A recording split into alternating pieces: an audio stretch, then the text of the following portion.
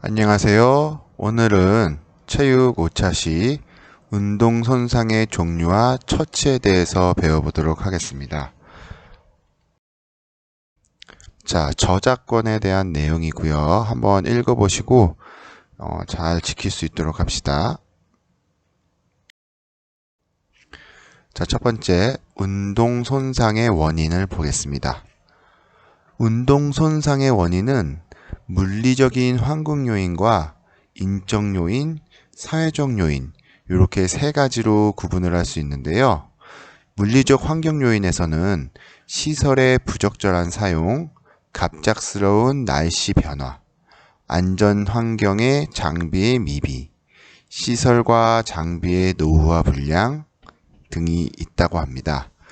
인적 요인 부분을 보면 기술 부족, 반칙행위, 기초체력 부족, 안전수칙 미준수, 주의 산만, 불안, 흥분, 지나친 경쟁심과 자만심, 과도한 연습과 신체적 피로가 인적 요인으로 볼 수 있고요. 환경적 요인은 승리지상주의, 인명경시풍조, 안전교육 미비, 낮은 안전의식 수준에서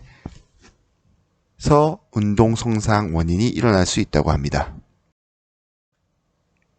네, 두 번째로 운동 손상의 종류에 대해서 알아보겠는데요. 운동 손상의 종류에는 중요한 5가지 정도가 있는데요. 첫 번째로 타박상, 두 번째 염좌, 세 번째 근육 경련, 네 번째 골절, 다섯 번째 출혈, 이렇게 5가지의 손상 종류를 알아볼 수가 있습니다. 자, 일단 첫 번째로 타박상에 대해서 한번 알아보겠는데요.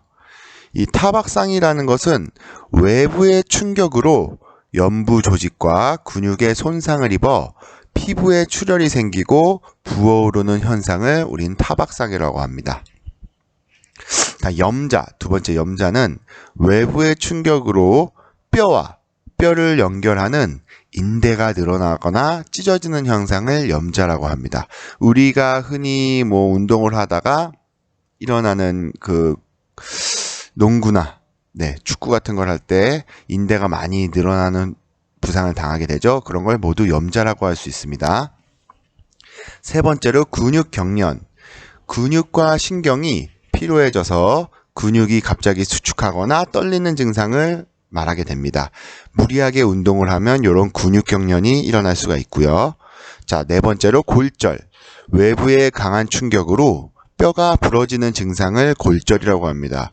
그래서 이 골절을 당할 경우에는 빨리 병원으로 이동해서 뼈를 잡아주는 기부스나 이런 거를 하는 게 중요하다고 합니다. 다섯 번째로 출혈. 혈관이 손상되어 혈관 밖으로 흘러나오는 증상을 출혈이라고 하는데요. 말 그대로 피가 나는 현상을 출혈이라고 볼 수 있습니다. 자, 세 번째, 운동 처방의 원리에 대해서 한번 알아보겠는데요. 자, 스텝 1으로 현장 살피기. 자, 첫 번째 현장 살피기를 볼 수 있고요. 두 번째로 구조 요청. 어떤 곳에 연락을 해서 내가 이런 위험에 빠졌다고 빨리 알리는 상황이 필요하겠죠. 자, 세 번째, 부상자 상태의 파악 및 응급처치. 이렇게 처음 이제 현장에 사건이 일어났을 경우 이렇게 운동 처방의 원리를 3가지로 살펴볼 수가 있습니다. 3C라 그래서 체크, 콜, 케어. 이렇게 3C라고 불리려고도 합니다. 자, 그러면 현장 살피기에 대해서 먼저 알아볼게요. 구조자 자신과 부상자의 위험 여부를 일단 그곳이 안전한지 살피게 되고요. 사고나 부상 발생의 원인에 대해서 한번 생각해 볼 수 있고요. 다음 부상자는 몇 명이나 되나 체크해 볼 수가 있습니다. 요걸 바로 현장 살피기라고 합니다. 두 번째, 구조 요청. 응급 상황이 일어난 정확한 위치를 파악해야 되고요. 부상자의 수와 부상 상태에 대해서 알아야 하고 응급 상황의 내용, 어떤 사고로 이런 일이 일어났는지, 다음 다른 질문이 없는지를 확인하고요. 신고자의 전화번호와 이름을 꼭 알려주시는 게 좋습니다. 119에서 지시를 할 때까지 전화를 끊지 않는 것이 중요한데요. 이 이유는 휴대전화로 위치 추적이 가능하기 때문이라고 합니다. 자, 세 번째, 부상자 상태 파악 및 응급처치. 자, 부상자를 안전한 곳으로 이동하여 부상 정도를 파악하고요. 운동 손상의 종류에 따라 응급처치를 할 수 있고 119의 지시에 따라 처치가 가능합니다. 의식이 있는 경우는 타박상 염좌, 근육경련, 골절, 추절 등은 의식이 있는 경우에 사고로 발 수 있고요. 환자의 동의를 받을 시 이렇게 처치가 가능합니다. 근데 의식이 없는 경우가 있겠죠. 의식이 없는 경우는 동의를 받은 것으로 가정하고 가슴 압박 소생술이라든지 심폐소생술, 자동 제세동기를 사용해서 생명을 살릴 수가 있습니다. 자, 네 번째, 타박상과 염좌의 예방 방법 및 대처 방법에 대해서 알아보겠는데요. 자, 일단 우리 예방 방법을 보시면 보호 장비를 착용한다.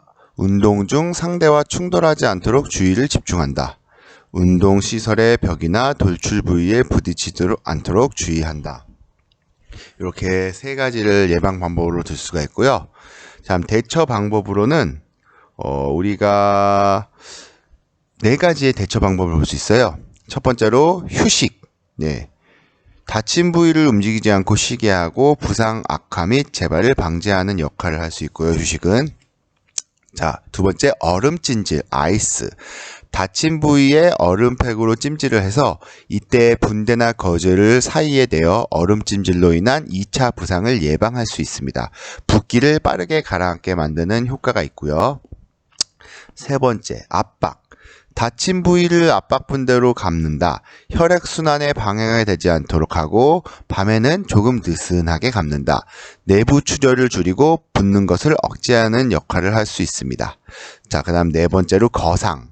다친 부위를 심장보다 높게 올려놓아 중력으로 체액이나 혈액이 부상 부위에 쏠리는 것을 예방하여 붓기가 빠지고 통증과 염자 반응을 감소하게 하는 역할을 해주는 것을 바로 거상이라고 합니다. 자, 다섯 번째, 근육 경련의 예방 방법 및 대처 방법에 대해서 보겠는데요. 자, 예방 방법으로는 준비 운동을 충분히 해주는 것이 중요하고요. 운동을 하기 전에 반복적으로 근육 경련이 일어나는 부위에 테이핑을 해준다. 세 번째, 평소에 근력 강화 운동을 했으면은 근육 경련의 예방을 할 수가 있습니다. 자, 대처 방법으로 네 가지를 또 알아보겠는데요. 첫 번째로 스트레칭. 뭉친 근육 부위가 서서히 이완되도록 스트레칭을 해주고 정리운동과 마사지를 병행해 근육의 피로를 풀어줍니다. 이때 근육 진동 성분의 연고나 크림을 바르면 더 효과적으로 근육이 풀릴 수 있고요. 그 다음에 충분한 수분 섭취. 물을 마시고 물은 근육을 이완시키고 경련 증세를 회복하는 데 효과적이라고 합니다. 네 번째로 얼음 찜질 후 더운 찜질로 바꾸는 건데요. 손상 후 24시간에서 48시간 후에는 더운 찜질을 해줘야 근육의 안정적인 이완과 수축이 가능하다고 합니다. 자, 여섯 번째, 골절의 예방 방법 및 대처 방법을 보겠는데요. 자, 골절의 예방 방법은 스포츠 활동 중 미끄러지거나 걸려 넘어질 수 있는 장애물, 충돌, 위험 장애물을 제거하는 것이 중요하고요. 높은 곳에서 떨어질 수 있는 스포츠 활동을 할 때는 미리 매트를 깔아놓는 게 예방할 수 있는 방법이라고 합니다. 자, 대처 방법으로는 자, 팔꿈치에서 손가락 끝까지 부목을 두게 되고 고정한다. 자, 요거는 아래팔 골절 시 하는 부목 방법입니다. 그 다음 두 번째 그림을 보시면 위에 팔 골절 시를 보이고 있는데요. 손을 팔꿈치보다 10cm 정도 높게 하여 목에 매단다. 네, 목에 고정시켜서 팔이 흔들리는 것을 방지하게 되죠.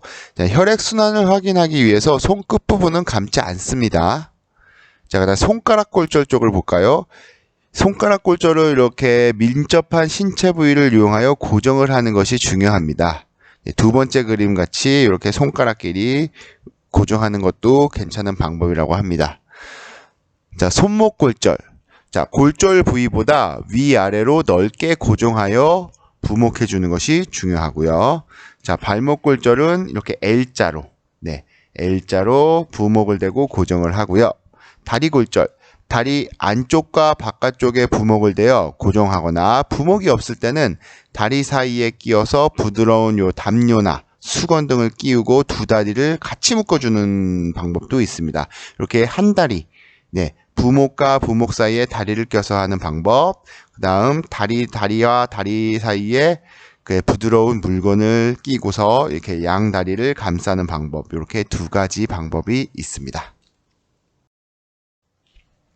자, 그 다음 6번째로 출혈의 예방 방법 및 대처 방법인데요. 자, 출혈의 예방 방법으로는 스포츠 시설의 딱딱한 모서리는 보호 패드로 감싼다. 그리고 베이거나 찔려서 출혈이 발생할 수 있는 곳을 미리 확인하여 제거하는 것이 중요합니다. 대처 방법으로는 직접 압박법, 출혈 부위를 직접 압박하는 방법으로서 출혈이 멈추면 소독한 거즈로 덮은 다음 압박분대로 감고 심장보다 높게 상처를 올려주는 게 좋습니다. 그 다음 간접 압박법, 직접 압박으로 출혈이 계속될 때 심장에서 가까운 동맥 부위를 압박하는 방법인데요. 이렇게 위팔 동맥을 압박해서 피를 멈추게 해주는 효과를 얻을 수 있습니다. 이렇게 요골 동맥을 압박할 수도 있고요. 대퇴동맥을 압박할 수도 있습니다. 피가 지나가는 자리죠, 모두. 네, 이렇게 해서 오늘 이렇게 운동 상해의 예방 방법 및 대처 방법에 대해서 배워봤는데요.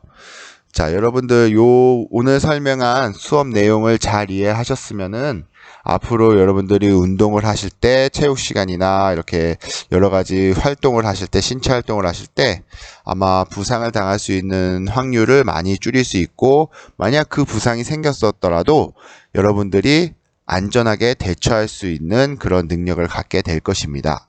그리고 다음 차시에는 농구 영화 감상문을 하나 보겠는데요. 농구 영화를 보고 여러분들이 소감문을 적는 시간을 한번 갖도록 해보겠습니다. 그럼 오늘 수업은 여기서 마치도록 하겠습니다. 여러분 안녕.